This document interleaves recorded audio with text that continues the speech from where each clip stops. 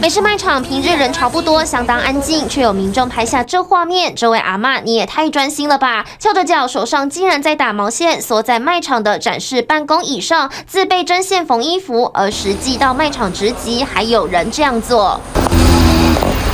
喂，居然睡到打呼了！先生，你的姿势也太舒服，上半身往后仰，躺在椅子上，还跪咖在货架上。醒来之后没马上走，又换动另一张椅子，还把脚凳转个方向，继续躺着打瞌睡。对啊，因为我觉得有点夸张，他们只是要就是展示而已，可是不至于这样。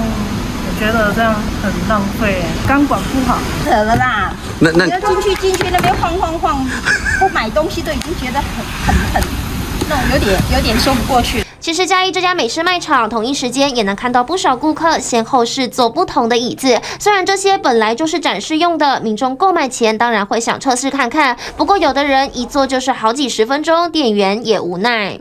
你有时候我们看到有人在上面滑手机，是坐很久，可是因为那个本来就是开放式的，所以不会去限制会员说使用的时间，无所谓啦。如果坐得开心，买回家那也是好事一件。卖场占地不小，有可能是民众逛到累了，先偷懒休息一下。店员也笑说，说不定民众坐着坐着就心动了，还能借此增加买气。TVBS 新闻季建亨加以报道。请支持 TVBS 国际 Plus 全新频道，让您扩大视野，掌握趋势，接轨全世界。恳请订阅，开启小铃铛。